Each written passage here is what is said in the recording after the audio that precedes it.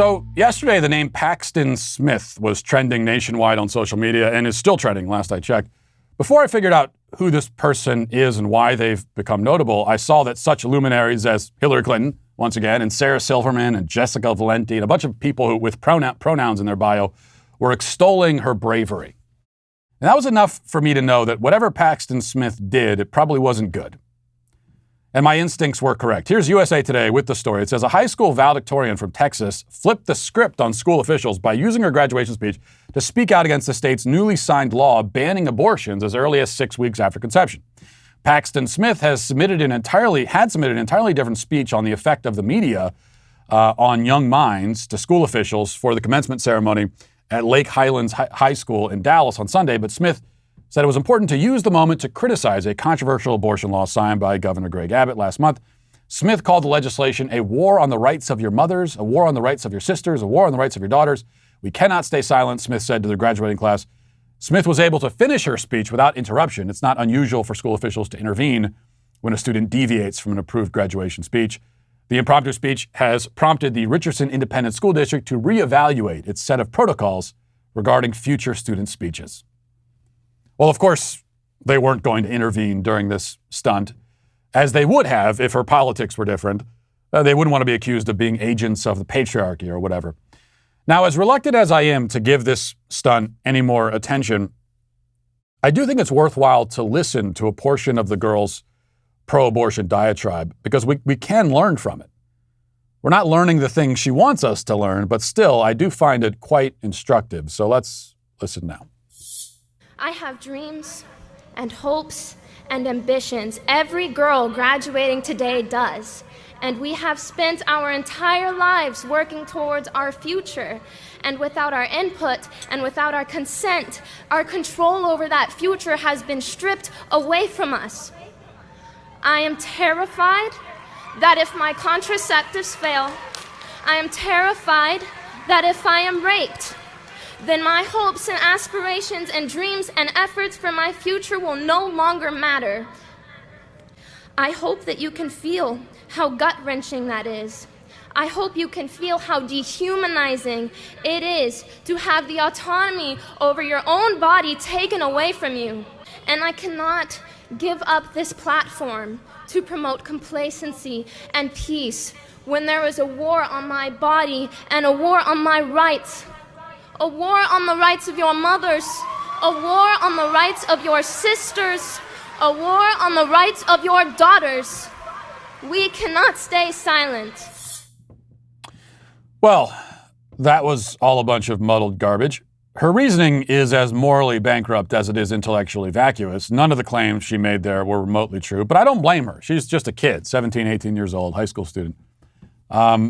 I blame instead the adults in her life and the cultural and political forces in our country that have convinced this young lady that her dreams and hopes and ambitions are dependent on her ability to murder her children. I mean, that's what she believes. And I believe that she really believes that. And I don't really blame her for believing such hideous nonsense, as it's what she's been conditioned to believe. So let's think about this just for a moment. Paxton says that her dreams, hopes, and ambitions hinge on her right to dismember any future babies that she might conceive. She says, indeed, that her aspirations for the future will, quote, no longer matter if she's not able to kill a baby after a heartbeat is detected. She needs to have unfettered, unlimited access to any and all child-killing resources, or else her life is over and all of her plans for the future are but dust and ash. Now, in order to hold this demented point of view, she must first of all believe that human life in the womb is totally worthless. She must see pregnancy as a sort of zero-sum game. Either she dehumanizes her child, or she is dehumanized. If she's forced to treat her child as a human, then she's no longer human. There's only so much humanity to go around, she thinks. There's only room for one human between the two of them. A law that would potentially prevent her from throwing her own children away like so much garbage is a law that deprives her of humanity. That's the way she sees it.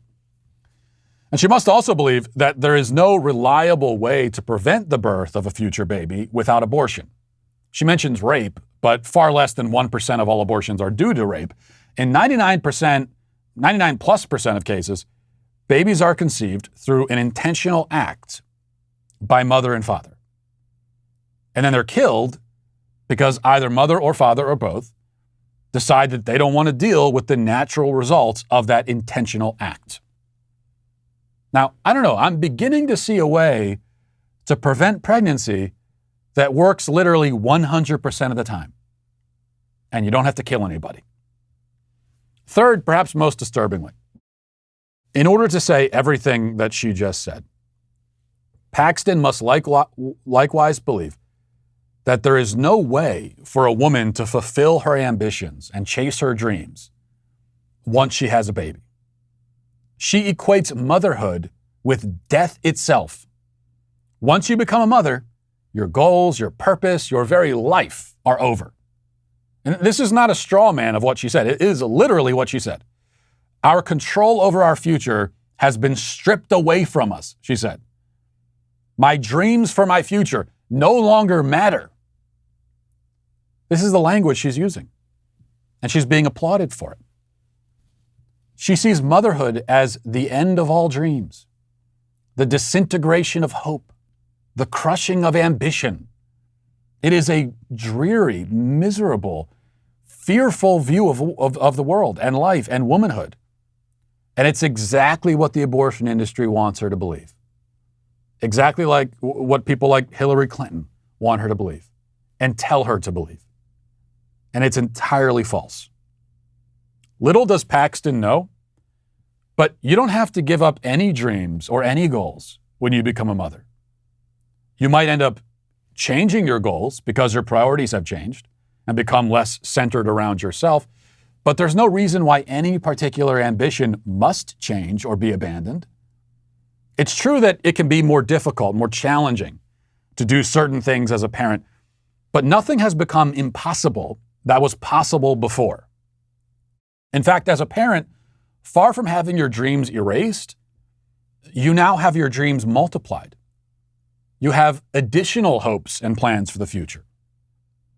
I would even say greater hopes and plans. Your designs for your life have expanded, not shrunk. Abortion does not preserve your ability to fulfill your goals. You don't need abortion for that. I mean, you're a strong woman, right? You're a fighter, a go-getter.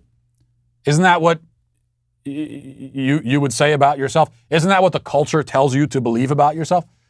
Well, it does say that and tell you that, but then it also tells you that you're incapable of achieving your goals and being a mother at the same time. So you have to choose one or the other.